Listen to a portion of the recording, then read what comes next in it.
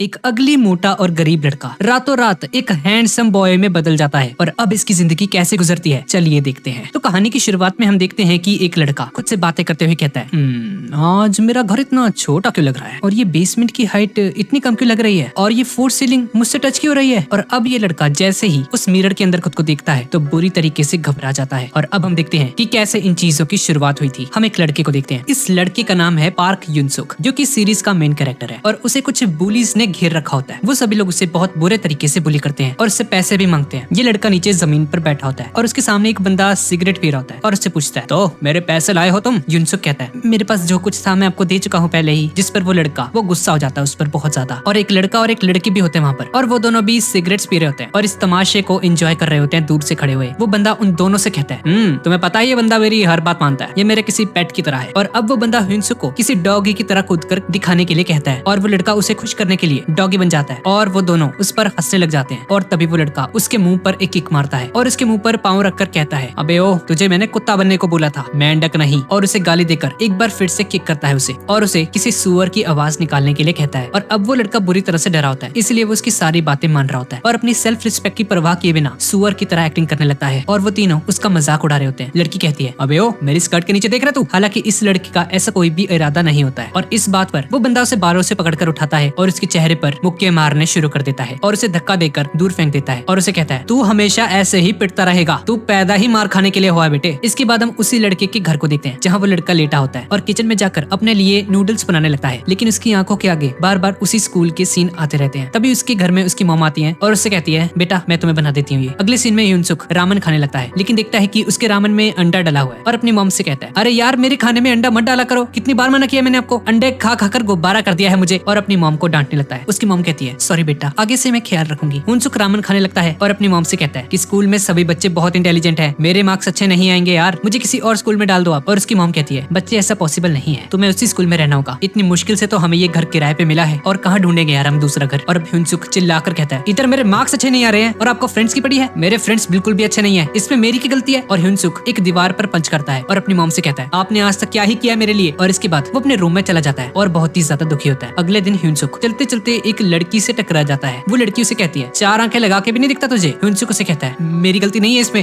तुम्हारा ध्यान तुम्हारे फोन में था, तुमने मुझे देखा ही नहीं। और उसकी ये बात सुनकर वो लड़की गुस्सा होने लगती है और तभी पीछे वही आदमी भी आ जाता है जो उसे पहले भी बुली कर रहा था और उसे देखकर युनसुक डर जाता है और उस लड़की से ही माफी मांगता है। और अब ये बंदा उससे जिम के कपड़े मांगता है उसके और युनसुक उसके कपड़े लेने चला जाता है वहाँ से। इसके बाद हम उसी स्कूल का प्लेग्राउंड देखते हैं जहाँ ये लड़का युनसुक को टारगेट बनाकर उस पर फुटबॉल फेंक रहा होता है। युनसुक बचने के लिए नीचे बैठ जाता है और वो लड़का गुस्सा होने लग जाता है युनसुक पर क्योंकि उसने 10,000 रुपए की शर्त लगा रखी होती है। पास ही खड़ी लड़की अपने फ्रेंड से पूछती है कि ये सब क्या कर रहे हैं लोग और उसकी फ्रेंड उसे बताती है अरे इन्होंने शर्त लगाई है उस लड़के के मुंह पे बॉल मारने की। वो लड़की उन्हें मना करती है लेकिन कोई भी उसकी बात नहीं सुनता। और तभी एक दूसरा लड़का वहाँ पर आता है और अपनी पूरी पावर से उस फुटबॉल को किक करता है और वो फुटबॉल उड़ता उड़ता युनसुक के मुंह पर जाकर लगता है और उसकी ऐनकें भी गिर जाती हैं। इस बंदे का नाम ली ताइसुंग होता है और वो युनसुक से कहता है बॉल के सामने से क्यों हटाबे तू। युनसुक कहता है मुझे माफ कर दो मैं डर गया था। जिस पर ली ताइसुंग उसे पंच करता है और उसे कहता है तुमने मेरी बेइज्जती कर दी है सबके सामने और एक जोरदार पंच मार देता है उसके पेट में। और वो सभी लोग युनसुक का मजाक उड़ाने लगते हैं। ली उसे फिर से उठाता है और उसके मुंह पर मारना शुरू कर देता है और तभी युनसुक की मॉम वहाँ पर आ जाती है और उसे संभालती है। ली ताइसुंग कहता है अरे आंटी हम तो बस खेल रहे थे। युनसुक की मॉम बहुत ही ज्यादा गुस्सा होती है और ली ताइसुंग को मारने लगती है। सब युनसुक पर हंसने लग जाते हैं। अपनी मॉम को बुला लाया छोटा बच्चा। युनसुक ये सब बातें सुन रहा होता है और गुस्से में चीख कर अपनी मॉम से कहता है मॉम चुपचाप यहाँ से चले जाओ। युनसुक ली से माफी मांगता है और अब शाम के वक्त युनसुक अपने घर पहुंचता है जहाँ उसकी मॉम उसका वेट कर रही होती है। वो अपनी मॉम के पास आकर बैठ जाता है और उसकी मॉम से कहती है ठीक है बच्चे तुम अपना स्कूल चेंज कर सकते हो, आज मैं तुम्हारे स्कूल में तुम्हारे ट्रांसफर की बात ही करने आई थी लेकिन फिर तुम्हें मुझसे अलग रहना पड़ेगा क्योंकि मैं अपनी जॉब की वजह से यहाँ से नहीं जा सकती हूँ बेटा, तुम चिंता मत करो मैं हर महीने तुम्हें पैसे भेज दिया करूंगी। जिस पर युनसुक रोने लग जाता है। इसके बाद हम देखते हैं कि युनसुक अपने नए घर को ढूंढ रहा होता है। उसका घर काफी छोटा होता है लेकिन वो काफी खुश होता है कि चलो कम से कम उसे कोई बुली तो नहीं करेगा और यहाँ से उसकी एक नई जिंदगी की शुरुआत होगी। इसके बाद वो बाहर जाता है और उन नए लोगों और नई जगह को देखता है और चलता चलता वो एक लड़की से फिर से टकरा जाता है और उसे फिर से अपने स्कूल का सीन याद आ जाता है। युनसुक डर कर उस लड़की को सॉरी कहने लगता है लेकिन वो खूबसूरत लड़की उससे ही माफी मांग रही होती है और कहती है सॉरी मेरा ध्यान मेरे फोन में था, क्या आप ठीक हो। लाइफ में पहली बार किसी ने युनसुक से माफी मांगी होती है और उससे अच्छे से बात की होती है और सोचता है चलो फाइनली मेरी लाइफ बदल चुकी है अब और हंसना शुरू कर देता है। और तभी उस लड़की का बॉयफ्रेंड वहाँ पर आ जाता है और उससे पूछता है मीजिंग क्या तुम इस लड़के को जानती हो। वो लड़की उसे वहाँ से जाने के लिए कहती है लेकिन युनसुक की अजीब सी हंसी देखकर उसके बॉयफ्रेंड को गुस्सा जाता है और वो बंदा इसे एक जोरदार पंच मार देता है और उसे बुरी तरह से पीटना शुरू कर देता है। सभी लोग उसे देख रहे होते हैं लेकिन कोई भी युनसुक को नहीं बचाता बल्कि उसकी वीडियो बना रहे होते हैं। और लास्ट पंच पड़ने के बाद ह्यूनसुक फिर से जमीन पर गिर जाता है। इसके बाद ह्यूनसुक देखता है कि उसकी वो पिटाई वाली वीडियोस वायरल हो गई हैं और अपने फोन में अपनी पिटी हुई पिक्चर्स को देखकर ह्यूनसुक बहुत ही ज्यादा दुखी हो जाता है और रोने लग जाता है। उसकी फोटो को देखकर लोगों ने बहुत ही रूड कमेंट्स किए होते हैं उसकी शक्ल को लेकर, जिन्हें सुनकर ह्यूनसुक बुरी तरह से टूट जाता है अब, क्योंकि इस नए शहर में आते ही पूरे शहर में उसका मजाक उड़ चुका है। अब ह्यूनसुक रोते रोते उसी जगह पर सो जाता है और अब रात को उसकी आंख खुलती है और उससे ऐसा फील होता है कि घर की छत नीचे हो गई है थोड़ी, और अब वो बाथरूम में जैसे ही जाता है तो उसे वो सिंक भी छोटा लगता है, जैसा कि हमने इस सीरीज के स्टार्ट में देखा था। पार्क ह्यूनसुक को कुछ भी समझ नहीं आता कि ये चल क्या रहा है, और फिर जैसे ही वो खुद को एक मिरर में देखता है तो वो डर कर नीचे गिर जाता है और देखकर हैरान हो जाता है कि उस शीशे में ह्यूनसुक नहीं बल्कि कोई और ही खड़ा है, जो कि एस्थेटिक बॉडी वाला एक हैंडसम लड़का है। और वो वापस अपने रूम में जाकर देखता है कि उसकी वो अगली और मोटी बॉडी जमीन पर पड़ी हुई है, उसकी रियल बॉडी अभी सो रही थी। वो पास जाकर उसे उठाने की कोशिश करता है और तभी ह्यूनसुक की आंख खुल जाती है और सोचता है अबे ये कैसा सपना था, पर अच्छा था। वो करवट लेकर सोने लगता है, लेकिन तभी उसकी नजर उसी हैंडसम लड़के पर पड़ती है और उसे सोता हुआ देखकर ह्यूनसुक बहुत ही ज्यादा डर जाता है और उसे रियलाइज होता है कि वो कोई सपना नहीं देख रहा था बल्कि वो रियलिटी थी। वो उसको उठाता है और वो हैंडसम लड़का उठ जाता है। वो लड़का बोलने की कोशिश करता है पर देखता है कि उसकी वॉइस चेंज हो चुकी है काफी, और अब जैसे ही वो हैंडसम लड़का उठता है तो वो मोटा वाला लड़का अब बेहोश हो जाता है। अब डरकर वो बंदा पुलिस को कॉल करने लगता है और उसके फोन को जैसे ही खोलता है तो उसके सामने उसकी वही अगली वाली फोटो दिखती है उसे, और वो लोगों के बुरे कमेंट्स को पढ़कर एक बार फिर से अपनी बॉडी को दिखता है। और इसके बाद वो रूम की लाइट ऑन करके शीशे के सामने जाता है फिर से, और उसे याद आता है कि ली टाइसन ने उसे कहा था कि तो मार खाने के लिए ही पैदा हुआ है। पार्क एक बार फिर से अपने फोन में अपनी पिक्चर को देखता है और कहता है इस न्यू बॉडी के साथ अब मैं भी बदल जाऊंगा। इसके बाद हम उसके स्कूल को देखते हैं जहाँ एक स्टूडेंट होता है और उसे देखकर सारी लड़कियां उसकी दीवानी हो रही होती हैं, और वो लड़का इस बात पर काफी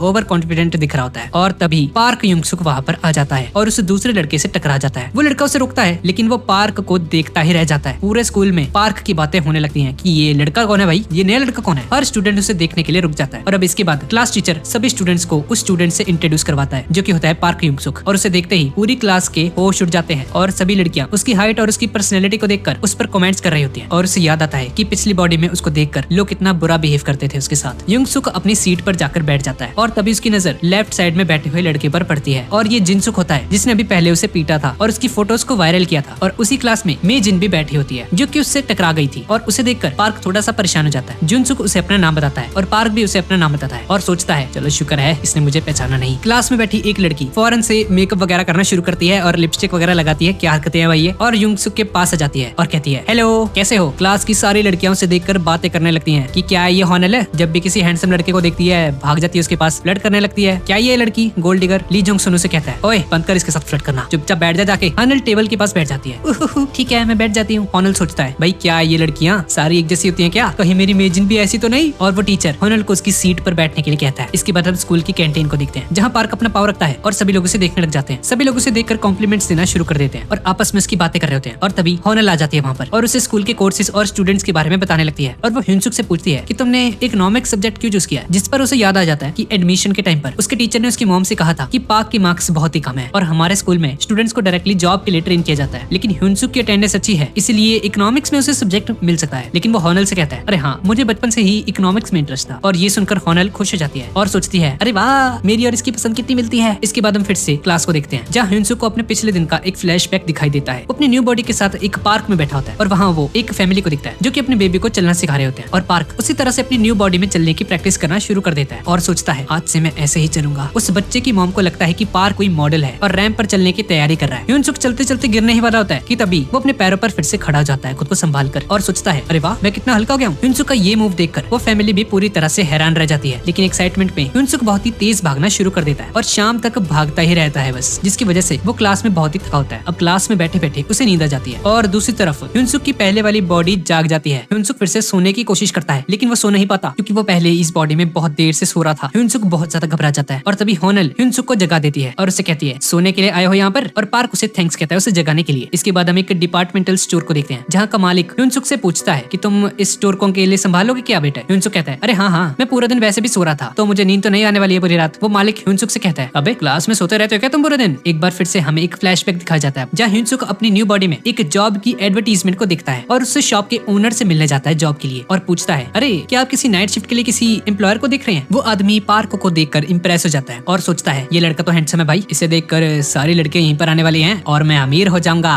और वो फौरन ह्यूनसुक से कहता है ठीक है आज से ही काम शुरू कर दो तुम, योर हाइट तुम्हें जितनी सैलरी चाहिए मुझे बताना मैं तुम्हें दूंगा। पार्क उसे कहता है अरे नहीं नहीं नहीं नहीं ये जॉब मेरी एक फ्रेंड को चाहिए। और ह्यूनसुक अपनी रियल बॉडी में उस ओनर के पास जाता है, लेकिन ह्यूनसुक के इस बॉडी को देखकर वो बंदा ह्यूनसुक को जॉब के लिए मना कर देता है और कहता है अरे नहीं नहीं, तुम नहीं कर सकते ये जॉब, जाओ यहाँ से भागो, तुम स्टूडेंट्स को क्या पता सिगरेट के कौन से पैकेट होते हैं। लेकिन तभी हम देखते हैं कि ह्यूनसुक उसे सिगरेट के सारे पैकेट्स के नाम बता देता है एक ही बारी में, जिससे मालिक बीच चौंक जाता है। ऐसा इसलिए था क्योंकि पिछले स्कूल में वो सभी लोग ह्यूनसुक को सिगरेट्स लाने के लिए भेजा करते थे अक्सर। वो ओनर उसकी बात मान जाता है, लेकिन बहुत कम पैसे पर उसे रखता है। ह्यूनसुक सोचता है ठीक है, अब मैं अपने खर्चे उठा सकता हूँ, और एक पेपर पर अपनी न्यू बॉडी के बारे में लिखने लगता है। एक टाइम पर सिर्फ एक ही बॉडी जाग सकती है उसकी, लेकिन अगर जबरदस्ती किसी बॉडी को जगाया जाए तो वो बॉडी उठ जाती है और पहली बॉडी सो जाती है। ह्यूनसुक सोचता है कि अब 2 बॉडीज है भाई मेरे पास, तो मेरे खर्चे भी बढ़ जाएंगे अब तो। और तभी उसके क्लास के लोग सिगरेट लेने के लिए उसके पास आ जाते हैं। ह्यूनसुक उससे आईडी मांगता है, लेकिन वो लड़का उसे एक फेक आईडी दिखा देता है और ह्यूनसुक उसे कहता है माफ करना, मैं आपको सिगरेट नहीं दे सकता, आपको अपनी रियल आइडेंटिटी मुझे दिखानी होगी, वरना मेरे बॉस मुझे जॉब से निकाल देंगे। उन लड़कियों के साथ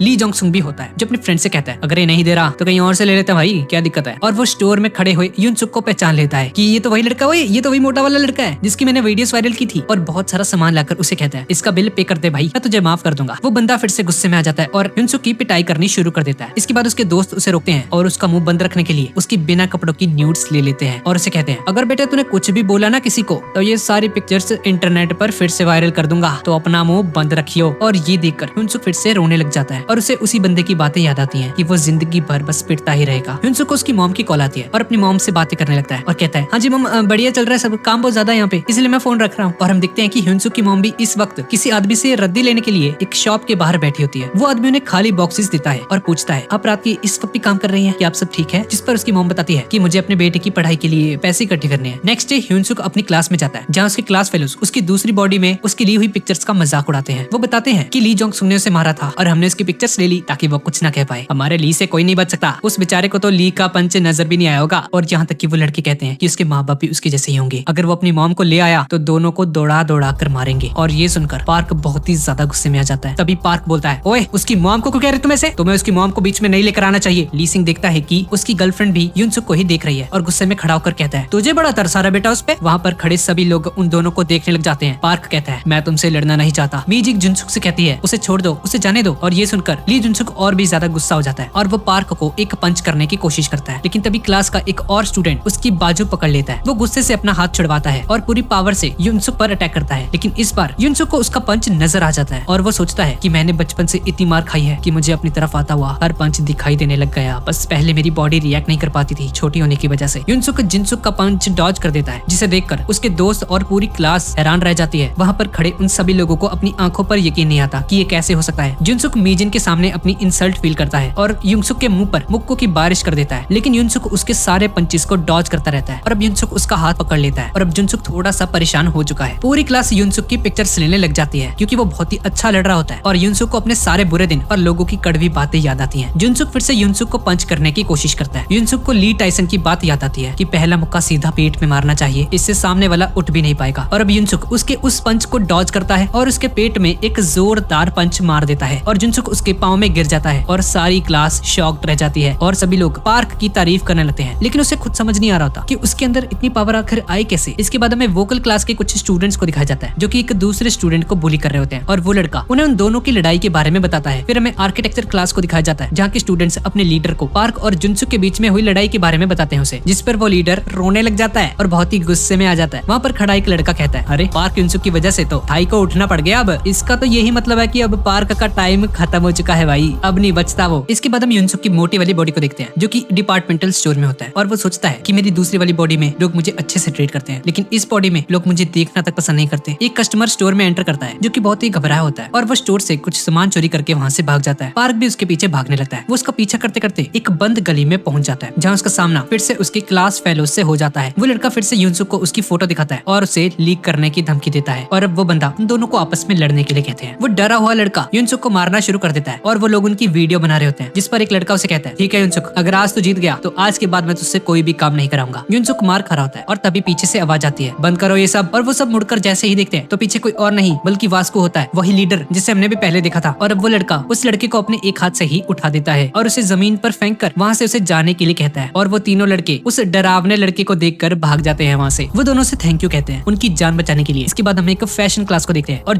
युनसुक को देखकर सोचता है क्या ये अभी भी मुझसे नाराज है। और थोड़ी देर बाद ब्रेक हो जाती है और युनसुक होनल से वास्को के बारे में पूछता है। होनल उसे बताती है कि उसका असली नाम ली होनताई है। तो भाई देख लेने यार जरा मेरा नाम इधर उधर हो जाए तो। भाई बहुत मुश्किल नाम है, इनके याद नहीं होते मेरे से। खैर, और वो एक गैंग लीडर है। और तभी 3 और लड़के वहाँ पर आ जाते हैं जिनका आना होनल को बिल्कुल भी अच्छा नहीं लगता। वो लड़के होनल से कहते हैं, अरे अरे नाराज क्यों हो रही हो, हम भी इससे दोस्ती करना चाहते हैं, 2-3 बातें हम भी कर ले क्या इसके साथ। और इतने में ही अपने वास्को भाई आ जाते हैं अपनी गैंग के साथ और उसे देखकर ह्यूनसुक बहुत ही ज्यादा खुश हो जाता है। वास्को ह्यूनसुक की तरफ बढ़ता है और ह्यूनसुक के पास खड़े हुए स्टूडेंट्स वहाँ से डरकर भाग जाते हैं। वास्को को लगता है कि ये लोग जब यहाँ से भागे और जो उन दोनों लड़कों को पुलिस कर रहे थे वो इसके दोस्त थे और अब वो गुस्से में ह्यूनसुक के शोल्डर को पुश करके उसे नीचे बिठा देता है। वास्को की पकड़ बहुत ही ज्यादा खतरनाक थी जिसे आज तक कोई भी नहीं छुड़ा पाया था। उस गैंग का एक मेंबर कहता है होनल को आगे जाने का कोई फायदा नहीं है और तभी ली जोन सुंग भी वहाँ पर आ जाता है और ये सब कुछ देख रहा होता है। वास्को भाई एक बार फिर से उसे पुश करता है और ह्यूनसुक उसका हाथ अपने शोल्डर से हटा देता है और उससे कहता है, मैं कल किसी से मिला था जो कि तुम्हारे जैसा था, शायद तुम वो ही हो। और वो सभी लोग ये देखकर हैरान रह जाते हैं कि ह्यूनसुक ने वास्को भाई की पकड़ को इतनी आसानी से छुड़ा लिया। ह्यूनसुक खड़ा हो जाता है और तभी वास्को भाई का फ्रेंड वहाँ पर आता है और उसे वहाँ से ले जाता है। ह्यूनसुक की पावर देखकर सभी का मुंह खुला का खुला रह जाता है। वन नकल्स गैंग का मेंबर उसे कहता है, शुक्र है तू ले गया उसको,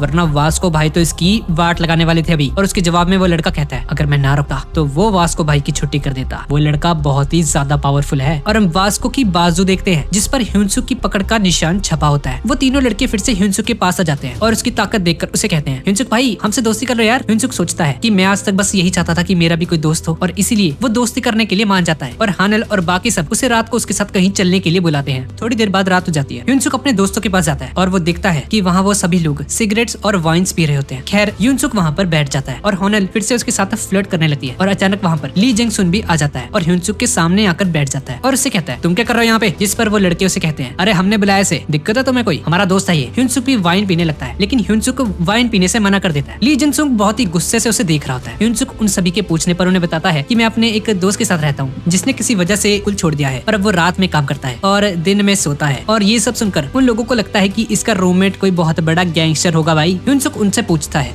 भाई तुमने मीजिंग को यहाँ पर क्यों नहीं बुलाया। और वो लड़के उन्हें बताते हैं कि मीजिंग ऐसी जगहों पर आना पसंद नहीं करती है। ह्यूनसुक जिनसुक को कहता है, तुम दोनों कब से डेट कर रहे हो। जिस पर होनल उसे बताती है, अबे क्या हो गया तुझे, ये नहीं कर रहे कोई डेट वेट। ह्यूनसुक उसे कहता है, अरे सॉरी मुझे लगा तुम लोग कपल हो क्योंकि तुम लोग साथ में रहते हो ना हमेशा। जिनसुक ये सुनकर पिघल जाता है और ह्यूनसुक के पास आकर बैठ जाता है और ह्यूनसुक के साथ बहुत ही फ्रैंकली बिहेव करना शुरू कर देता है। और एक लड़का ह्यूनसुक को कल रात के बारे में सब कुछ बताता है कि किस तरह से वास्को भाई ने उन सभी को वहाँ से भगा दिया था। और वो कहता है कि अगर जिनसुक और ह्यूनसुक हमारे साथ होंगे तो भाई कोई भी हमसे पंगा नहीं ले पाएगा कभी भी। और जिनसुक ज्यादा पीने की वजह से वहीं पर बेहोश हो जाता है। और वो लड़के होनल और पार्क को कल बनाई हुई वीडियो के बारे में बताते हैं और ये सुनकर ह्यूनसुक को गुस्सा आ जाता है बहुत ज्यादा और वो भी गुस्से में आकर वाइन पी लेता है। और ह्यूनसुक उस लड़के के हाथ से मोबाइल छीनकर उसे तोड़ देता है। ह्यूनसुक को चक्कर आ जाता है और वो उसी जगह पर गिर जाता है। और तभी दूसरी तरफ घर में उसकी दूसरी बॉडी जाग जाती है। वो डर जाता है और फिर से सो जाता है लेकिन कुछ देर बाद उसकी आंख खुलती है और देखता है कि वो अभी भी अपनी पुरानी बॉडी में ही होता है। ह्यूनसुक बहुत ही ज्यादा परेशान हो जाता है और अपने कपड़े पहनकर अपनी दूसरी बॉडी ढूंढने के लिए घर से निकल जाता है। होनल उन्हें कहती है, भाई गलती कर दी हमने तो, ये तो लुढ़क गया, अब क्या होगा। और तभी ह्यूनसुक वहाँ पर पहुंच जाता है और सभी लोग उसे बहुत ही अजीब नजरों से देख रहे होते हैं कि भाई ये कौन है, भाई ये कौन है मोटा लड़का। और वो लड़के उसे पहचान लेते हैं। जुनसुक की आंख खुल जाती है और वो ह्यूनसुक से कहता है, अबे तू क्या कर रहा है यहाँ पे। ह्यूनसुक बताता है, मैं अपने दोस्त को लेने आया यहाँ पर, मुझे इसके रूममेट ने भेजा है। और ये सुनकर वो सभी लोग बुरी तरह से डर जाते हैं क्योंकि उनको लगता है कि इस ह्यूनसुक का जो रूममेट है वो बहुत ही कोई बड़ा सा गैंगस्टर है और उसने इस मोटे को भेजा यहाँ पर। और सभी लोग डर कर वहाँ से बाहर चले जाते हैं और ह्यूनसुक ने अपनी दूसरी बॉडी को अपने शोल्डर्स पे उठाया होता है। सभी लोग वहाँ से चले जाते हैं। वो अपनी बॉडी को उठाता है और वहाँ से चला जाता है। और तभी पीछे से वास्को भाई उसे देख लेते हैं। अगले दिन हम स्कूल में देखते हैं कि अभी ह्यूनसुक अपनी वापस वो हैंडसम वाली बॉडी में आ चुका है और स्कूल में उसे चलता हुआ देखकर सभी लड़कियां उसकी दीवानी हो रही होती हैं। होनल वहाँ पर आ जाती है और ह्यूनसुक से उसकी तबीयत के बारे में पूछती है जिस पर ह्यूनसुक उसे कहता है, अरे हाँ मैं ठीक हूँ, कल कुछ ज्यादा ही पी ली थी मैंने तो थोड़ा हैंगओवर हो गया था बस। वो लोग कैंटीन एरिया में एंटर करते हैं और वहाँ पर उसे वही लड़का नजर आता है जो कि चोरी कर भाग गया था। वो लड़का उसके पास जाता है और उससे कल एब्सेंट होने के बारे में पूछता है उससे कि भाई कहाँ पे थे तुम। इस बंदे का नाम पार्क जो होता है और वो उसे बताता है, भाई इन लोगों ने कल मुझे परेशान किया था। ह्यूनसुक उस बंदे को बहुत ही अच्छी तरह से ट्रीट करता है और उसे उसके साथ खाना खाने के लिए बोलता है उसे। और उसके नए दोस्त उसे देखकर जेलस हो रहे होते हैं बहुत ज्यादा। इसके बाद हमें ह्यूनसुक का घर दिखाया जाता है जहाँ वो सो रहा होता है और तभी उसकी मॉम उस घर में आती है और उसे सोता हुआ देखकर सोचती है, ये क्या, अरे ये अभी तक सो रहा है, ये स्कूल क्यों नहीं गया। और तभी हैंडसम वाला ह्यूनसुक वहाँ पर आ जाता है और अपनी मॉम को अपनी दूसरी बॉडी के पास बैठा हुआ दिखता है। वो गलती से उन्हें मॉम कह देता है लेकिन उसकी मॉम उसे पहचान नहीं पाती कि ये कौन है भाई। और वो उससे पूछती है, अरे बेटा तुम कौन हो। ह्यूनसुक को अपनी गलती का एहसास होता है और कहता है, अरे आप तो ह्यूनसुक की मॉम होंगी ना। ह्यूनसुक आपकी बहुत तारीफ करता है। उसकी मॉम ह्यूनसुक को उठाने लगती है लेकिन तभी ह्यूनसुक उन्हें मना कर देता है और उनसे कहता है, अरे आंटी हम दोनों साथ में रहते हैं, ये मेरा रूममेट है, इससे हमारा किराया काफी कम हो जाता है। उसकी मॉम उसे कहती है, ह्यूनसुक ने तो मुझे कभी नहीं बताया इसके बारे में। ह्यूनसुक उन्हें कहता है, अरे हाँ आंटी ये पास के एक डिपार्टमेंटल स्टोर में जॉब कर रहा है, ये रात में काम करता है इसलिए दिन में में सोता है पूरा दिन। इसने आपको नहीं बताया होगा क्योंकि इसे शर्म आ रही होगी। और ह्यूनसुक की मेहनत देखकर उसकी मॉम उसके पास आकर बैठ जाती है और उसके सर पर पेट करती है। और ह्यूनसुक अपनी हैंडसम वाली बॉडी में ये सब देखकर बहुत ही ज्यादा परेशान हो रहा होता है। इसके बाद उसकी मॉम से कहती है, बेटा मैं तुमसे कुछ बात करना चाहती हूँ। और अब इसके बाद वो दोनों एक कैफे के अंदर जाते हैं जहाँ वास्को भाई का दोस्त भी वहाँ पर होता है। ह्यूनसुक को देखकर सभी लड़कियां उसकी दीवानी हो जाती हैं और उसकी मॉम से कहती है, अरे तुम तो यहाँ पर रोज आते होगे ना बेटा, तुम जहाँ पर भी जाते हो सभी लोग तुम्हें घूरने लग जाते हैं। ह्यूनसुक भी तुमसे काफी चलता होगा। पार्क की मॉम इतनी अच्छी जगह पर इससे पहले कभी नहीं आई थी। पार्क अपनी मॉम से पूछता है, तो आंटी क्या लेंगी आप? लेकिन वहाँ पर इतने सारे महंगे महंगे वहाँ पे आइटम्स रखे होते हैं। ये देखकर उसकी मॉम काफी परेशान हो जाती है और उससे कहती है, अरे बेटा मेरे लिए बस पानी मंगा दो। पार्क ह्यूनसुक उन्हें कहता है, आंटी आप पैसों की चिंता मत करो यार, और उन्हें अमेरिकानो कॉफी पिलाता है। पार्क की मॉम से कहती है, अरे ये कितना स्वादिष्ट है, मैंने तो आज तक सिर्फ घर की कॉफी पी है बेटी, तुम्हारा बहुत बहुत शुक्रिया। पार्क की मॉम उससे उसका नाम पूछती है और पार्क उन्हें बताता है कि उसका नाम पार्क ह्यूनसुक है। और उसकी मॉम सोचती है, इसका नाम भी पार्क है, अरे ये कैसा कोइंसिडेंस है, तुम तो मुझे मेरे बेटे जैसे लग रहे हो। और तभी वास्को भाई की एंट्री हो जाती है और वहाँ पर पार्क को देखकर वो हैरान रह जाता है। ह्यूनसुक की मॉम से कहती है, हाँ तो कैसा चल रहा है मेरे बेटे का काम, और बेटा तुम क्या जॉब करते हो? वो ये सब उससे पूछ रही होती है और ये सारी बातें वास्को भाई सुन रहा होता है। और वास्को भाई समझ जाता है कि ये लोग उसी स्टोर वाले लड़के की बात कर रहे हैं, मोटा वाला ह्यूनसुक। ह्यूनसुक की मॉम उससे पूछती है, बेटा यहाँ पे कोई मेरे बेटे को परेशान तो नहीं करता ना, क्योंकि पिछले स्कूल में बहुत ज्यादा बुली हुआ है वो बेचारा, मैं पूरा दिन काम में लगी रहती थी ताकि मेरे बच्चे की जिंदगी बदल जाए, इस चक्कर में मैं उस पर कभी ध्यान नहीं दे पाई। वो उनसे कहता है, अरे आंटी अब चिंता मत करो, इस स्कूल में उसके बहुत अच्छे दोस्त बन चुके हैं। और उसकी मॉम काफी खुश हो जाती है। वास्को भाई ये सारी बातें सुन रहा होता है और उसे याद आता है कि ह्यूनसुक के क्लास वाले उसे उस दिन कितना परेशान कर रहे थे। वास्को को गुस्सा आ जाता है और वो अपने हाथ में पकड़ा हुआ पानी का गिलास जोर से दबाता है, जिससे वो पानी साथ में बैठी हुई लड़कियों के पास गिर जाता है। पार्क जो उस पर गुस्सा होता है और वास्को उसे एक और गिलास लेने के लिए बोलता है। दूसरी तरफ ह्यूनसुक को याद आ रहा होता है कि वो अपनी मॉम के साथ पहले कितना बुरा बिहेव करता था और उन्हें कहता था कि आपने मेरे लिए कभी कुछ नहीं किया, जबकि उसकी मॉम दिन रात बस उसके ब्राइट फ्यूचर के लिए मेहनत करती थी। वास्को सोचता है ये लड़का ह्यूनसुक को बुली करता है और अब उसकी मॉम को बता रहा है कि मैं उसका दोस्त हूँ। उसकी मॉम उस वेटर को बुलाती है और उनसे कहती है, बेटा क्या मैं उस स्पार्कलिंग वाले बॉक्स को अपने साथ लेकर जा सकती हूँ? इसके बाद वो कैफे से बाहर आ जाते हैं जहाँ उसकी मॉम से कहती है, पता नहीं तुम क्या सोच रहे होगे कि मैंने क्या उठा लिया ये, लेकिन मैं इसे रद्दी में देती हूँ ताकि कुछ पैसे मिल जाएं। और ये सब देखकर ह्यूनसुक हैरान रह जाता है और सोचता है कि इनकी पुरानी जॉब का क्या हुआ भाई। और वो कहती है, मैंने अपने बेटे को इस जॉब के बारे में नहीं बताया, तो तुम भी अपना मुंह बंद रखना, उसे बताना मत, ठीक है? और उसे कॉफी के लिए अपनी पॉकेट से 5000 रुपया दे देती है, लेकिन ह्यूनसुक उस पैसे को लेने से मना कर देता है और उसे कहती है कि प्लीज बेटा ह्यूनसुक का हमेशा दोस्त बने रहना और प्लीज उसका ध्यान रखना। ह्यूनसुक उनसे वो पैसे ले लेता है और गिलास तोड़ देता है। हाँ भाई तोड़ तोड़, फ्री के गिलास है। अब उसकी मॉम से कहती है, तो ठीक है बेटा मैं चलती हूँ, और वो बॉक्सेस उठाकर वहाँ से चली जाती है। ह्यूनसुक ये देखकर काफी इमोशनल हो जाता है कि उसकी मॉम रद्दी इकट्ठी कर रही है। तभी वास्को वहाँ पर आ जाता है पीछे से और कहता है, मैंने सब कुछ सुन लिया। और अब इसके बाद हम वास्को और ह्यूनसुक को एक कंस्ट्रक्शन साइट की तरफ देखते हैं। वास्को कहता है, ओ भाई किसे पागल बना रहा है तू, पहले तो तूने उस स्टोर वाले लड़के को मारा, ठीक है, और अब उसकी मॉम को कह रहा है कि तू उसका दोस्त है, झूठ बोलता है तू। और वास्को अपना स्टांस लेता है और ह्यूनसुक को पंच करने की कोशिश करता है, लेकिन ह्यूनसुक उसके इस पंच को डॉज कर लेता है और उसे कहता है, भाई आपको गलतफहमी हो गई है। लेकिन वास्को उसकी कोई भी बात नहीं सुनता और उस पर मुक्कों और लातों की बारिश करनी शुरू कर देता है और ह्यूनसुक उसके सारे हमलों को डॉज करता रहता है। वास्को सोचता है कि ये तो भाई कोई प्रोफेशनल बॉक्सर लग रहा है मुझे। ह्यूनसुक सोच रहा होता है कि अगर मुझे एक भी लगी ना मैं मर जाऊंगा भाई। वास्को ह्यूनसुक से पैसे मांगता है ताकि वो पैसे उससे लेकर वो उस स्टोर वाले लड़के को दे दे, पुराना मोटा वाला ह्यूनसुक। लेकिन ह्यूनसुक अपनी मॉम से लिए हुए पैसे उसे देने से मना कर देता है क्योंकि ह्यूनसुक समझ रहा था कि वास्को भाई भी ली ताइसन की तरह कोई बदमाश है जो कि उससे पैसे छीनना चाहता है बस। और अब दोनों फिर से लड़ने लगते हैं और ह्यूनसुक उसके सारे हमलों को डॉज कर रहा होता है। वास्को ह्यूनसुक की तरफ जंप करता है और ह्यूनसुक उसके पेट में एक पंच मारता है, लेकिन वास्को उस पंच को ब्लॉक कर लेता है। ह्यूनसुक डर जाता है और उसे वही तरीका याद आ जाता है जो कि ली ताइसन यूज करता है, लेकिन वास्को उस पंच से बच जाता है। और तभी वास्को का दोस्त भी वहाँ पर पहुंच जाता है और वास्को को जमीन पर पड़ा हुआ देखकर हैरान रह जाता है। ह्यूनसुक ने वास्को की सिट्टी पिट्टी गुल कर दी थी और ह्यूनसुक पार्क जो से कहता है, भाई ले जाए इसे, मरा नहीं है बस बेहोश हुआ है, और वहाँ से चला जाता है। और हमें वास्को का फ्लैशबैक दिखाया जाता है थोड़ी देर पहले का, जब ह्यूनसुक ने उसे पंच किया था तो वास्को उसके पंच को डॉज करता है और तभी ह्यूनसुक एक टर्न लेता है और अपनी एल्बो से उसकी चिन पर अटैक करता है, जिसकी वजह से वास्को बेहोश हो जाता है। थोड़ी देर बाद रात हो जाती है और हम ह्यूनसुक को देखते हैं अपनी मोटे वाली बॉडी में। ह्यूनसुक स्टोर में बैठा सोचता है कि भाई मैंने उस वास्को को कैसे हरा दिया, मेरी बॉडी तो अपने आप चल रही थी। और तभी वास्को वहाँ पर आ जाता है और वो स्टोर से दही लेता है और उससे कहता है, दोस्त मुझे माफ कर देना, मैं तुम्हारे पैसे नहीं लेके आ पाया। और वहाँ से जाने लगता है और दरवाजे पे खड़ा होकर ह्यूनसुक से कहता है, तुम कमजोर नहीं हो, थोड़ी ट्रेनिंग करो। ह्यूनसुक बहुत ही ज्यादा मोटिवेट हो जाता है और स्टोर के अंदर ही पुशअप्स लगाने शुरू कर देता है। और तभी एक क्यूट सी लड़की वहाँ पर आ जाती है और उसे देखकर मुस्कुराने लगती है। वो लड़की कुछ सामान लेती है, दारू वगैरह, और ह्यूनसुक को एक एनर्जी ड्रिंक देती है और कहती है, बहुत अच्छी, ऐसे ही अपना वर्कआउट जारी रखो। और ये बोलकर वो लड़की वहाँ से चली जाती है और पार्क उस लड़की को देखता रह जाता है। और अगले दिन ह्यूनसुक क्लास में पहुंच जाता है। भाई क्या ही बोलूं अब मैं। और जेहोंग का ध्यान भी ह्यूनसुक की तरफ जाता है। सारी लड़कियां उससे फ्लर्ट करने लगती हैं। इसके बाद हम आर्किटेक्चर क्लास को देखते हैं जहाँ वन नकल गैंग्स के मेंबर्स पार्क जो को घेर कर खड़े होते हैं और उससे पूछ रहे होते हैं, भाई वास्को भाई की वार्ड गाड़ किसने लगा दी? किसमें इतना दम है? ये कैसे हो सकता है भाई? वो पार्क ह्यूनसुक से हार गया? अबे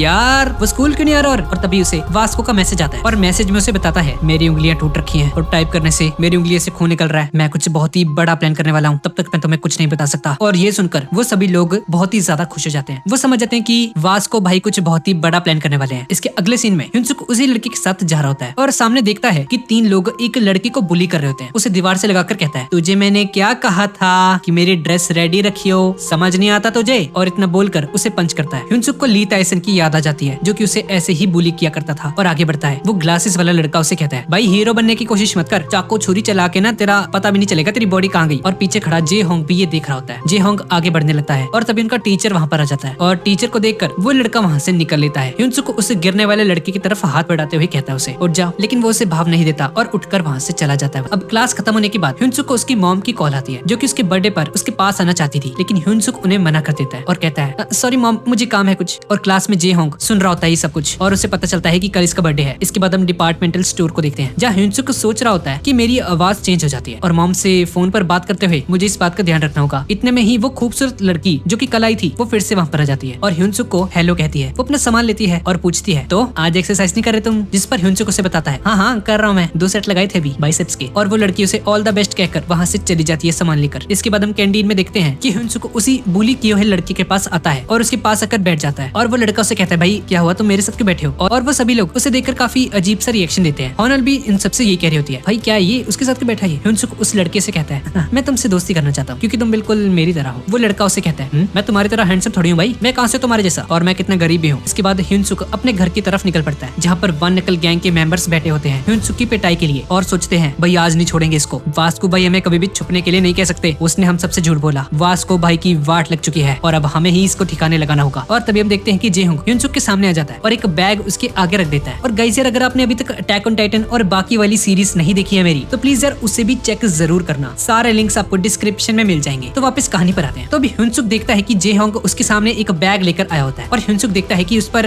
हैप्पी बर्थडे लिखा होता है और वो जे होंग से पूछता है अरे तुम्हें कैसे पता आज मेरा बर्थडे है? लेकिन जे होंग हमेशा की तरह कुछ नहीं कहता। ह्यूनसुक वो बैग खोलता है पर उसे कहता है सॉरी यार मैं ये नहीं रख सकता यार, सॉरी। लेकिन जे होंग थोड़ा सा इंसिस्ट करता है कि भाई ले लो यार, गिफ्ट है तुम्हारे लिए, दिल से दिया है ले लो। और उसके इतना बोलने पर ह्यूनसुक उसकी बात मान जाता है और वही मोटा लड़का जिसे कल लोग बुली कर रहे थे जब वो क्लास में एंटर करता है तो वो देखता है कि सभी बच्चों ने उसके लिए बहुत ही भला बुरा लिखा होता है ब्लैक बोर्ड पर। और इसके बाद होबिन नाम का एक लड़का वहाँ पर आता है और वो उस लड़के को बहुत ही बुरे तरीके से धक्का देता है और उसे नीचे गिरा देता है। दरवाजे पे कैसे खड़ा तू, चल निकल यहाँ से, तूने मेरा रास्ता रोका, इतनी हिम्मत तेरी बेटे। और उसके बाद उसे पानी लाने के लिए बोलता है और जब ह्यूनसुक देखता है कि उस लड़के को इतना ज्यादा बुली किया जा रहा है तो उसकी भी हद पार हो जाती है और सीधा जाता है उनके पास और उनके पास जाकर खड़ा हो जाता है और वो होबिन से कहता है बस करो, इसे और तंग मत करो। तभी होबिन कहता है अबे तुम दोनों मेरा रास्ता रोकने आए हो यहाँ पर, इतनी हिम्मत तुम्हारी। और जैसे ही ह्यूनसुक अपने फेस को टर्न करता है तो वो देखता है कि जे होंग भी उसकी मदद करने के लिए वहाँ पर आ चुका है। असल में उसे भी ये चीज बिल्कुल भी पसंद नहीं आ रही थी कि होबिन देगवा, इस लड़के का नाम देगवा है, उसे इतना ज्यादा बुली किया जा रहा है। और अब जिन सॉन्ग भी वहाँ पर आ जाता है और अब 3 बहुत ही खतरनाक लड़के वहाँ पर खड़े होते हैं। जिन सॉन्ग और यंग सुंग की काफी फाइट हुई थी पहले, लेकिन अब ये दोनों दोस्त बन चुके हैं। और ये देखकर सभी के सभी स्टूडेंट्स बुरी तरह से चौंक जाते हैं कि एक साथ में इतने खतरनाक लड़के फाइट करने लगे हैं। होबिन कहता है अच्छा तो पिटने का मन है तुम तीनों का, चलो आओ फिर फाइट शुरू करते हैं। और तभी वास्को भाई भी वहाँ पर आ जाते हैं और वहाँ पर आकर कहते हैं तू भूल गया क्या, किससे बात कर रहा है तू, चल बहुत नाटक हो गया तेरा, निकल ले यहाँ से अब। तो होबिन कहता है अच्छा क्या बात है वास्को, बड़े दिन से गायब थे, मैंने सुना है किसी ने तेरी पिटाई कर दी थी, क्या सच है? ये सभी बातें जब ह्यूनसुक सुनता है तो उसे वही सीन याद आता है कि लास्ट फाइट के अंदर उसने कुछ ज्यादा ही पिटाई कर दी थी वास्को भाई की और शायद इसी वजह से वो इतने दिनों से स्कूल नहीं आया था और इस बात का उसे बहुत ज्यादा गिल्ट होता है। और अब वो अपना फोन अपने दोस्त को दे देता है और कहता है ये लो भाई संभाली से यार, पिछली फाइट पे मेरा फोन टूट गया था, बहुत पैसे लगे उसमें। और अब वो पूरी तरह से रेडी हो जाता है और होबिन के सामने आ जाता है और अब ये 4 वर्सेस 3 की फाइट होने वाली थी। होबिन को पता चल गया था कि वो नहीं बच पाएगा भाई अगर वो इनसे फाइट करेगा तो। इसी के कारण वो एक बहुत बड़ी सी टेबल को उछाल देता है हवा में और कहता है तुझे तो अगली बार देखूंगा मैं बहुत जल्द वापस आने वाला हूँ और तुम चारों को पेल दूंगा, आखिर देखता हूँ कौन बचाता है तेरे दोस्त को। और अब उसके जाने के बाद वास्को ह्यूनसुक से पूछता है कि भाई क्या हीरो बनने का शौक है क्या तेरे को, क्यों आया इसको बचाने तू? तो ह्यूनसुक कहता है मुझे अच्छा नहीं लग रहा था, वो उसे बहुत बुरी तरह से बुली कर रहे थे, वो लोग इसके साथ बहुत बुरा बिहेव कर रहे थे। तो वास्को कहता है अच्छा तो अगर तुझे इतना ही बुरा लग रहा है तो उस मोटे लड़के के साथ तूने इतना बुरा क्यों किया, तू उसके पैसे भी ले गया। तभी ह्यूनसुक उसे समझाने की कोशिश करता है नहीं वास्को भाई आपको गलतफहमी हो गई है, मैंने उस लड़के को कभी भी परेशान नहीं किया। तो वास्को कहता है नहीं तू झूठ बोल रहा है, अब तू पिटने के लिए तैयार हो जा, अब उन दोनों में फाइट होने ही वाली होती है। कि तभी उसका दोस्त उसे रोक लेता है और कहता है भाई नहीं भाई बहुत सारे लोग दिख रहे हैं हमें, आज के लिए इसे छोड़ देते हैं, इसे जाने दीजिए। क्योंकि उसे पता था कि हुनसुक बहुत ज्यादा स्ट्रॉन्ग है और अभी अगर वो इससे फाइट करेगा तो पूरी क्लास के सामने उसकी बेइज्जती हो जाएगी। और कहता है भाई चलते हैं यार, अगली बार देखेंगे इसे। और मीजिंग को भी टेंशन हो रही थी कि कहीं जुनसुक फाइट न कर ले, लेकिन वो उसकी बात मानकर उससे लड़ाई नहीं करता। और मिजिन को ये देखकर काफी अच्छा फील होता है कि उसकी बॉयफ्रेंड ने बिना मतलब का कोई झगड़ा नहीं किया। और अब सभी लड़कियां हुनसुक के पास आ जाती हैं और कहती हैं वाह क्या बात है, कितने चार्मिंग हो, कितने प्यारे हो, सबकी हेल्प करते हो। और हम देखते हैं बेचारा देगवा नीचे पड़ा हुआ था। हुनसुक उसे उठाने की भी कोशिश करता है, लेकिन देगवा उसकी हेल्प नहीं लेता। और अब रात होने पे वो पूरी रातें सोचता रहता है कि आखिर उसके साथ भी ये सभी चीजें हुआ करती थी, और जब से उसकी बॉडी बदली है तब से सब कुछ बदल चुका है। इसके बाद हम उसकी मोटे वाली बॉडी को देखते हैं, जहाँ वो अपने स्टोर के अंदर ही खड़ा होता है और साथ ही में सोच रहा था कि अगर मेरी बॉडी नहीं बदली होती तो आज शायद वक्त वैसा ही होता, मैं भी उतना ही कमजोर होता, बस मेरी बॉडी बदल गई है। इसी के कारण कोई आजकल मुझसे बस कोई झगड़ा नहीं करता है। अगले दिन जब हुनसुक अपनी हैंडसम वाली बॉडी में स्कूल पहुंचता है तो उसके सामने देगो आता है और देगो उसे बहुत बुरा बुरा कहता है कि आखिर तुम चाहते क्या हो, हम दोनों बिल्कुल भी बराबर नहीं है, तुम कितने हैंडसम हो और मैं कितना अगली हूँ, तुम मेरा पीछा छोड़ दो। और क्लासरूम के अंदर ह्यूबन के साथ बाकी बच्चे भी बैठे होते हैं जो कि ह्यूबन से पूछते हैं कि क्या तुम इस फेस्टिवल में जो आने वाला है उसमें सिंगिंग करने वाले हो और तुम्हारे साथ कौन होगा। और ह्यूबन के साथ जो उसका फ्रेंड खड़ा होता है वो बताता है हाँ हम दोनों मिलके एक रैप लिखा है हमने,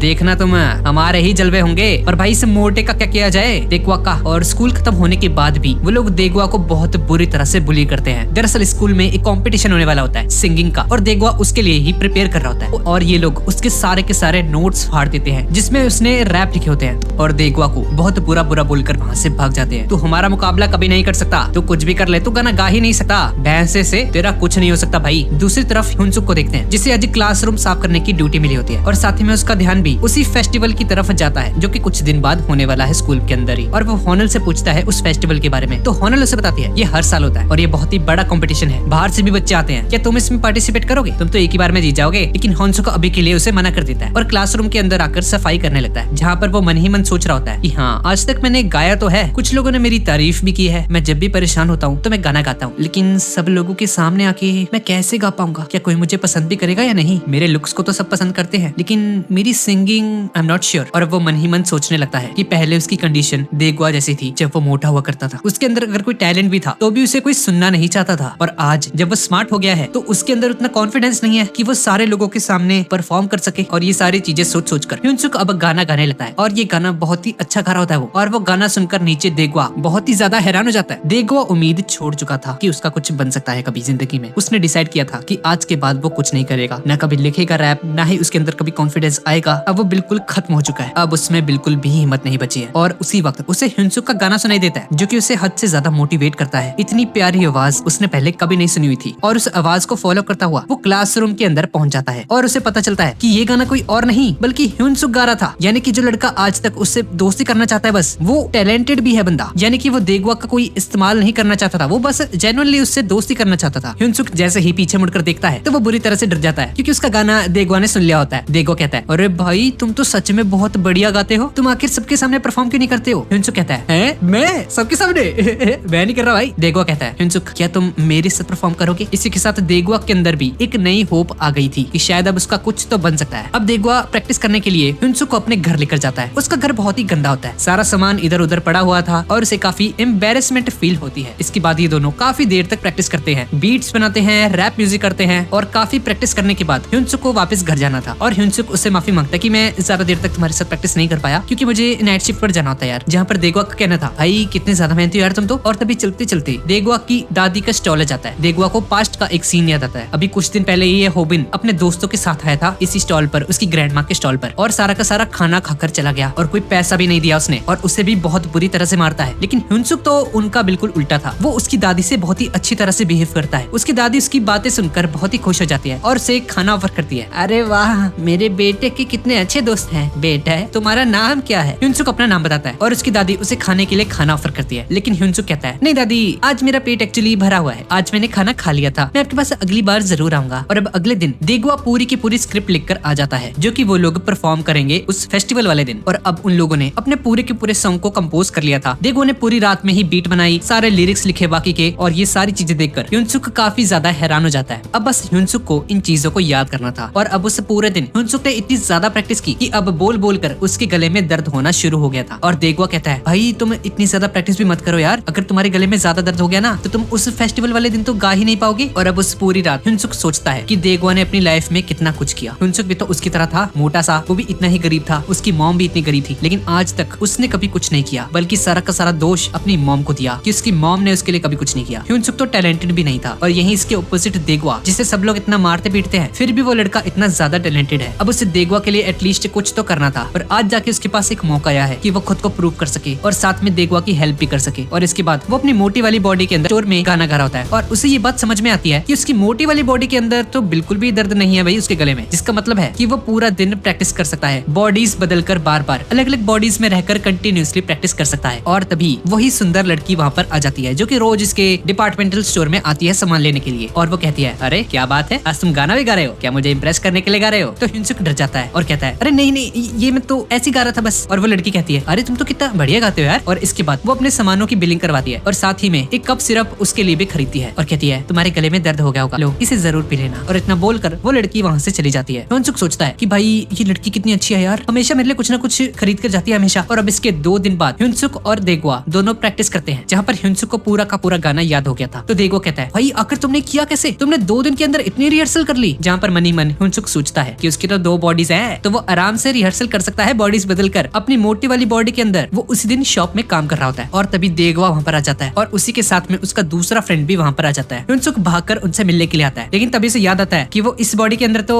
उन दोनों को जानता ही नहीं है, वो सालों से उनसे नहीं मिला है, वो सिर्फ उस दूसरे वाले लड़के से मिला था जिसकी पिटाई हो रही थी पहले। और अब वो तीनों बाहर जाकर बैठ जाते हैं और वो चश्मे वाला लड़का कहता है, मेरी अकेले आने की हिम्मत नहीं हो रही थी, इसीलिए मैं अपने साथ देगवा को लेकर आया हूँ यहाँ पर, ये मेरे स्कूल के अंदर ही है, मेरी ही क्लास का है। और अभी चश्मिश वाला लड़का ह्यूनसुक से माफी मांगता है और कहता है, भाई मुझे माफ कर देना यार, होबिन के कारण मुझे तुम्हें उस दिन मारना पड़ा था, मैं तुम्हें क्यों मारता यार, उन्होंने मुझे मजबूर कर दिया था, आई एम रियली सॉरी। ह्यूनसुक कहता है, भाई इसमें तेरी कोई गलती नहीं थी यार, ये सब कुछ होबिन की गलती थी, अरे टेंशन मत लो यार, मुझसे माफी मांगने की कोई जरूरत नहीं है तुम्हें, कोई बात नहीं। डेबो उसे बताता है कि उसके साथ स्कूल में बहुत कुछ बुरा होता है, होबिन और उसके दोस्त उसे बहुत ज्यादा बुली करते हैं, उसे बहुत मारते हैं। और उसी के साथ में ह्यूनसुक भी बताता है कि उसकी पुरानी लाइफ भी बहुत ज्यादा दर्द भरी थी, उससे भी बहुत बुरी तरह से बुली किया जाता था, यही कारण था कि उसने अपनी पुराने स्कूल को छोड़ दिया और उसके बाद यहाँ पर आ गया। और ये तीनों ही शेयर करने लगते हैं कि इनकी लाइफ कितनी मिजरेबल है और इनके साथ कितना बुरा बुरा हुआ है। ह्यूनसुक बताता है, मेरे साथ तो सबसे ज्यादा बुरा हुआ है, मुझे तो मेरी मम्मी के सामने भी मारा गया है। और ये सुनकर ये दोनों चुप हो जाते हैं और उन्हें रियलाइज होता है कि ह्यूनसुक के साथ तो सबसे ज्यादा बुरा हुआ है। जहाँ पर वो चश्मे वाला लड़का कहता है, अब चीजें बदल गई हैं दोस्त, जब से ह्यूनसुक आया है। और अब ह्यूनसुक अपनी तारीफ सुनता है और वो चुप हो जाता है और अब वो दोनों से बताने लगते हैं कि एक नया लड़का आया भाई हमारी क्लास में, पहले तो मुझे लगता था कि वो बहुत बुरा है, लेकिन इसके बाद मुझे पता चला कि वो बहुत ही अच्छा लड़का है, उसने हमारी बहुत मदद की है। देगवा कहता है, पहले मुझे ऐसा लगता था कि वो मुझे चिढ़ाने की कोशिश कर रहा है, मेरे आसपास घूमता रहता था, मुझसे दोस्ती करने की कोशिश करता रहता था, इसी की वजह से मैंने उसे काफी बुरा भला भी कहा था पहले, लेकिन ह्यूनसुक हमेशा कहता था कि वो बिल्कुल मेरे जैसा है, इसलिए वो उससे दोस्ती करना चाहता है। और अब जब वो मेरे साथ रहने लगा है, मेरे साथ प्रैक्टिस करने लगा है, तो ये बात बिल्कुल सच है मेरे दोस्त, उसने बिल्कुल सही कहा था कि वो मेरी तरह है। और ये सारी की सारी बातें वास्को ने सुन ली थी और वास्को इन तीनों के सामने आ जाता है, जहाँ पर सबसे पहले तो देगो वास्को को थैंक यू बोलता है क्योंकि उसने उसे पिटने से बचाया था। जहाँ पर वास्को ने कहता है, हाँ ठीक है दोस्त, पहले तो मुझे ये बताओ कि अभी जो तुम ह्यूनसुक के बारे में बात कर रहे थे, क्या वो सारी बातें सच है? तो वो चश्मे वाला लड़का और देगो को से बताते हैं, हाँ वास्को भाई ये बिल्कुल सच है। वो मोटे वाले ह्यूनसुक से पूछता है, ह्यूनसुक क्या तुम उस लड़के को जानते हो? लेकिन उस लड़के ने तो तुम्हारी माँ से पैसे चुराए थे। जहाँ पर ह्यूनसुक को सब कुछ समझ आ जाता है कि आखिर अब तक वास्को और ह्यूनसुक के बीच में इतनी मिसअंडरस्टैंडिंग क्यों हो रखी थी। जहाँ पर ह्यूनसुक उसे बताता है, अरे नहीं नहीं भाई आपने बिल्कुल गलत समझ लिया, मेरी मॉम ने उसे कॉफी के पैसे दिए थे, वो उस लड़के ने कोई पैसे नहीं चुराए हैं। और तब जाके वास्को को क्लियर होता है कि आज तक उसके और ह्यूनसुक के बीच में झगड़ा क्यों हुआ था, ये सब कुछ एक मिसअंडरस्टैंडिंग थी, उसने तो बेमतलब से ही उससे पंगा ले लिया था, लेकिन अब जाकर वो उससे जरूर दोस्ती करेगा। और जाने से पहले वो इन तीनों लड़कों को कहता है, तुम्हें मजबूत बनना होगा दोस्तों, और अगर ट्रेनिंग करनी हो तुम्हें तो मेरे पास में आ जाना। और इसके बाद अगले दिन देगो और ह्यूनसुक प्रैक्टिस कर रहे होते हैं, साथ ही में ये चश्मे वाला लड़का भी वहाँ पर खड़ा था और उनकी प्रैक्टिस इतनी अच्छी थी, इतनी ज्यादा कमाल की थी कि देगवा तो उसे देखता ही रह जाता है कि कितना बढ़िया गाता है यार, ये इतना हैंडसम है और ऊपर से इतना अच्छा भी गाता है। उसने 10 दिनों के अंदर अंदर सारी प्रैक्टिस कर ली थी और इतने अच्छे तरीके से याद करके सब कुछ सिंक भी कर लिया था। और फिर वो दिन आ जाता है जिस दिन स्कूल के अंदर फेस्टिवल था, सारा माहौल बदला हुआ था, हर क्लास के बच्चे जिनका अलग अलग डिपार्टमेंट है उन्होंने यहाँ पर स्टॉल्स लगा रखे थे। और यहाँ पर हमें एक लड़की को भी दिखते हैं और ये वही लड़की है जो कि हमेशा से ही उस मोटे वाले ह्यूनसुक के पास आती रहती है और कुछ ना कुछ खरीदती रहती है उसके लिए। वो स्कूल के अंदर आती है जहाँ पर हर एक बच्चा उसी लड़की को देख रहा होता है और उस लड़की के साथ उसका एक बॉडीगार्ड भी होता है। ये लड़की बहुत ही ज्यादा सुंदर लग रही होती है, इसीलिए सभी की सभी लड़कियां उसी को देख रही होती है। हर कोई उसे मुड़ मुड़ कर देख रहा था कि भाई कौन है ये। और हम ह्यूनसुक और देगो को भी देखते हैं। ह्यूनसुक काफी डरा हुआ था क्योंकि उसे तो लगा था कि परफॉर्मेंस नॉर्मली हो जाएगा, लेकिन भाई यहाँ पर तो बहुत बड़ा स्टेज होता है, बहुत सारे लोग आ रखे थे यहाँ पर, और ये देखकर वो काफी ज्यादा नर्वस हो जाता है। देगो कहता है, अरे तुम चिंता मत करो यार, ये हर साल होता है, अगर सब कुछ बढ़िया रहा तो हम बहुत ज्यादा फेमस हो जाएंगे, पूरा स्कूल हमें याद रखेगा, हम लोग करके दिखा देंगे, तुम देखना हम कमाल कर देंगे। और वहाँ पर एक और स्टॉल लगा होता है वहाँ पर, जहाँ पर वास्को भाई एक बंदे से पंजा लड़ा रहे होते हैं। जिस लड़के ने भी वास्को भाई को हरा दिया उसे 5000 येन दिए जाएंगे। लेकिन वास्को भाई से कोई भी नहीं जीत पा रहा होता और तभी ह्यूनसुक की नजर उसी सुंदर लड़की पर पड़ती है। ह्यूनसुक उस लड़की के पास जाता है उसका पीछा करते हुए और उसे कहता है हेलो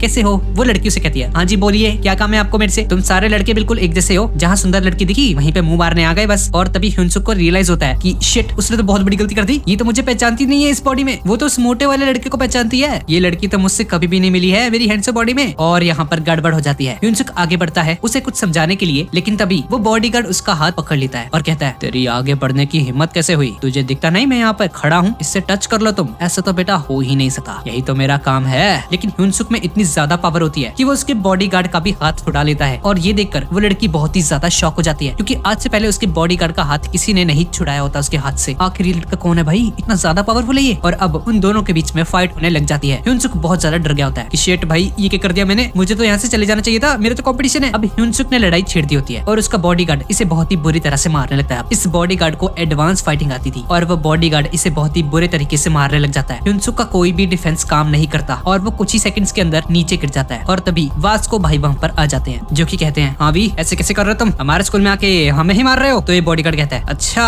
अब तो मुझे बड़ा इंटरेस्ट आ रहा है भाई तेरे स्कूल में, यहाँ पर लड़कों में दम है काफी और मुझ में फाइट करने का जुनून भी है, तो आओ अब मैं तुमसे फाइट करना चाहता हूँ। और बिना सोचे समझे वो वास्को भाई के चेहरे पर एक जोरदार पंच मार देता है। वास्को की नाक टूट जाती है लेकिन फिर भी वास्को मजाल है अपनी जगह से हिल भी जाए हल्का सा। बॉडीगार्ड भी ये देखकर सोच में पड़ जाता है कि भाई आज तक ऐसा कोई बंदा नहीं है जो मेरा पंच खा के जमीन पर न गिरा हो, पर इस बंदे को तो कुछ भी नहीं हुआ। और उसे रियलाइज हो जाता है कि वास्को बहुत ही ज्यादा स्ट्रॉन्ग है। और वो लड़की देखती है कि ये फाइट तो बढ़ती ही जा रही है और इसी के कारण वो लड़की इस लड़के को रोक देती है अपने बॉडीगार्ड को और कहती है बस करो तुम्हें यहाँ पर ही रुकना पड़ेगा वरना तुम्हारे मैनेजर को मैं शिकायत कर दूंगी। वो बॉडीगार्ड कहता है वैसे तो मैं रुकना नहीं चाहता था लेकिन अगर आप कह रही हो तो मैं रुक जाता हूँ। और वो देखता है कि वास्को भाई और ह्यूनसुक उससे लड़ने के लिए पूरी तरह से रेडी थे लेकिन बॉडीगार्ड वहाँ से चला जाता है। वो दोनों गाड़ी में बैठते हैं और जाते वक्त वो लड़की उसे कहती है मुझे माफ कर देना, इतना झगड़ा नहीं होना चाहिए था। और इनकी गाड़ी जाते ही बेचारा वास्को नीचे गिर जाता है क्योंकि वो पंच बहुत ही खतरनाक था। और वास्को भाई कहता है क्या तुम इन्हें जानते हो, तुम्हारे दोस्त है वो। ह्यूनसुक कहता है ना भाई मैं नहीं जानता इन्हें कौन थे। जहाँ पर वास्को से कहता है भाई जितने पंगे लेने हैं मेरे से ले ले यार, लेकिन अगली बार इस बंदे से बिल्कुल भी पंगे मत लियो। ये दोनों एक जगह पर आकर बैठ जाते हैं जहाँ पर वास्को ह्यूनसुक के लिए एक ड्रिंक लेकर आता है और कहता है भाई सॉरी यार मैं पहले तुम्हें बहुत गलत समझता था लेकिन कल मेरी सारी गलत फहमी दूर हो गई, तुम इतने भी बुरे नहीं हो, तुम सच्चाई बता क्यों नहीं रहे थे मुझे। ह्यूनसुक कहता है भाई मैं तो आपको सब कुछ बताना चाहता था पर आपने मुझे कभी मौका ही नहीं दिया यार। अब इसके बाद म्यूजिक कॉन्सर्ट शुरू हो जाता है जिसका सभी को बेसब्री से इंतजार था। यहाँ पर काफी सारे लोग आ रखे थे और वहाँ पर एक म्यूजिक डायरेक्टर और उसका असिस्टेंट भी आ रखा होता है। अभी तक 18 परफॉर्मेंसेस हो चुके थे और अब बारी थी हॉबिन और उसके दोस्त की। और बैक स्टेज पे हम लोग देखते हैं कि जेहोंग ह्यूनसुक और देगो के लिए बहुत ही बढ़िया सी ड्रेस लेकर आया होता है, एकदम मस्त स्टाइलिश वाली। और हॉबिन उन दोनों से कहता है तो ठीक है आ गया मेरा नंबर, अब तुम मेरी परफॉर्मेंस देखना, रैप करना किसे कहते हैं अब मैं तुम्हें बताता हूँ। और अब हॉबिन और उसका दोस्त स्टेज पर चढ़ जाते हैं और बहुत ही बढ़िया गाते हैं। सारे लोग उसकी बातों को बहुत ही ध्यान से सुन रहे होते हैं, साथ ही में बहुत ही इंजॉय भी करते हैं। और बैक स्टेज पर खड़े होकर वो लोग सोच रहे होते हैं कि भाई क्या हम इन्हें बीट कर पाएंगे, क्या वो इनसे अच्छा गा पाएंगे कि नहीं, क्या लोगों को हमारा गाना पसंद आएगा कि नहीं आएगा। ह्यूनसुक काफी ज्यादा डरा हुआ था। और तभी देबो से कहता है भाई क्या तुम्हें प्यार हुआ है कभी किसी से, अगर तुम्हें हुआ है तो बस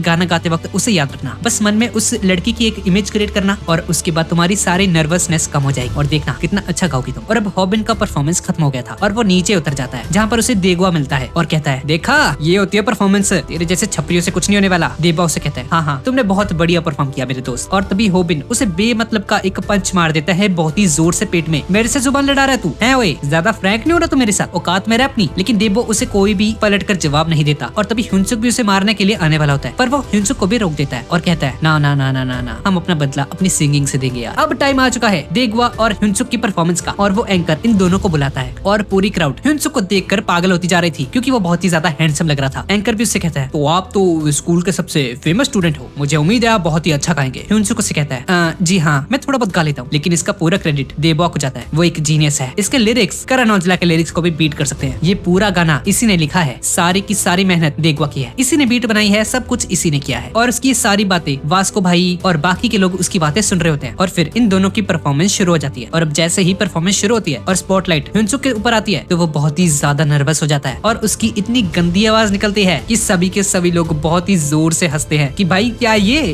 अबे ये कैसे गा रहा है, ये इसे गा रहा आता भी कि नहीं आता है या बस शक्ल दिखाने के लिए यहाँ पर आया। अब देखो देखता है कि ह्यूनसुक काफी ज्यादा डरा होता है, इसलिए अब वो ओवरटेक कर लेता है और वो अपनी रैपिंग शुरू करता है। और उसकी रैपिंग सुनकर सभी के सभी लोग शॉक्ड रह जाते हैं कि भाई साहब ये इतना सही कैसे कर रहा है भाई रैप, ये तो उस MC स्टैन छपरी से लाख गुना बेहतर है भाई। सभी लोग उसका गाना एंजॉय कर रहे होते हैं। और अब ह्यूनसुक अपने मन में सोचता है कि आखिर वो सबसे ज्यादा प्यार किसे करता करता है और उसे अपनी मॉम की झलक दिखती है और उसे याद आता है कि उसकी मॉम ने उसके लिए कितने सेक्रीफाइसेस किए हैं, सब कुछ उसी के लिए किया। और धीरे धीरे करके उसे सभी बातें याद आने लगती हैं। वो भी बहुत अच्छे से सिंगिंग करना शुरू कर देता है और उसके बाद देगुआ के साथ सिंग करना शुरू कर देता है। और उन दोनों की रैपिंग और सिंगिंग सुन के हमारे वास्को भैया तो रोने लग जाते हैं। और इतनी बढ़िया परफॉर्मेंस के बाद ये दोनों उस कॉम्पिटिशन को जीत जाते हैं और ह्युनसुक ने देबुआ के साथ अपनी दोस्ती बहुत अच्छे से निभाई थी। इन दोनों को प्राइज मिलता है और वह सभी बच्चे मिलकर एक पिक्चर क्लिक करते हैं। होबिन जब हार जाता है तो अपने दोस्त से कहता है, ये कोई जीते थोड़ी है, ये तो बस ह्युनसुक हैंडसम है इसलिए इसी को प्राइज मिल गया, टैलेंट तो हम लोगों में है। और तभी वही म्यूजिक प्रोड्यूसर वहाँ पर आ जाता है और उन्हें कहता है, बच्चे उसकी शक्ल नहीं, उसमें टैलेंट है, उसने तुमसे भी बहुत अच्छा गाया इसीलिए उसे प्राइज मिला है। इसके बाद हम कुछ दिन बाद का सीन देखते हैं जहाँ देबुआ और उसका वो चश्मे वाला दोस्त ह्युनसुक की मोटी वाली बॉडी से मिलने अक्सर उसके पास जाया करते थे, जहाँ पर वो ह्युनसुक को वही कॉन्सेप्ट वाला परफॉर्मेंस दिखा रहा होता है और कहता है, ये देखो किसी ने अपलोड कर दिया। पर उस वीडियो में उसे कोई भी क्रेडिट नहीं दिया होता, पूरा क्रेडिट ह्युनसुक को जाता है। और ये देखकर देबुआ काफी ज्यादा परेशान होता है, लेकिन वो कहता है, कोई बात नहीं, लेकिन एक दिन ऐसा जरूर आएगा जब मैं भी मेरा म्यूजिक लॉन्च करूंगा और सब लोग मुझे ही देखेंगे। और अब इसके बाद हम एक बहुत ही बड़े आर्टिस्ट को देखते हैं जो कि रेड कारपेट पर आने वाला था और सभी लोग उसके इंटरव्यू के लिए पूरी तरह से तैयार थे। वो एक बहुत बड़ा आर्टिस्ट था और उसने भी ह्युनसुक और देबुआ का परफॉर्मेंस देखा होता है यूट्यूब पर। और इसी के साथ हम उस बहुत ही सुंदर लड़की को भी देखते हैं जो कि हमेशा ह्युनसुक की शॉप पर आया करती थी। और हमें पता चलता है कि उस लड़की के साथ एक मोटी लड़की सो रही होती है, जिससे हमें पता चलता है इस लड़की की भी ड्यूअल पर्सनैलिटी है, यानी कि इसकी भी ह्युनसुक जैसी एक मोटी बॉडी है जो कि दिन के अंदर सो रही होती है और ये सुंदर वाली लड़की रात में एक्टिव होती है। और साथ ही हम ह्युनसुक को भी देखते हैं जिसकी लाइफ अब काफी ज्यादा बदल चुकी थी। वो पहले से बहुत ज्यादा खुश था और अब जब उसे नई बॉडी मिल गई थी तो उसके कई सारे दोस्त भी बन गए थे और उसकी छोटी बॉडी के अंदर उसे भी कोई परेशान नहीं करता था ज्यादा, सभी चीजें ठीक ठीक चल रही थी। और वास्को भाई भी उसका काफी अच्छा दोस्त बन गया था। और इसके बाद वो अपनी हैंडसम वाली बॉडी के अंदर आकर स्कूल के लिए निकल जाता है और उसकी वॉल पर हम लोग बहुत सारी तस्वीरें देखते हैं, कॉन्सर्ट वाली पिक्चर्स, उसके फ्रेंड्स वाली पिक्चर्स, होनल के साथ उसकी पिक्चर्स, ह्युनसुक की मोटे वाली बॉडी के साथ उसके वास्को भाई और उसकी मॉम की पिक्चर और एक ऐसी पिक्चर जिसमें वो दोनों है, मोटा वाला भी और हैंडसम वाला भी। और इसी के साथ ये कमाल की कहानी यहीं पर खत्म हो जाती है। तो गाइज यही थी आज की वीडियो और आपको अगली सीरीज कौन से नेम पर चाहिए प्लीज नीचे कमेंट में मुझे जरूर बताना। तो ठीक है गाइज, और मिलते हैं अगली वीडियो में।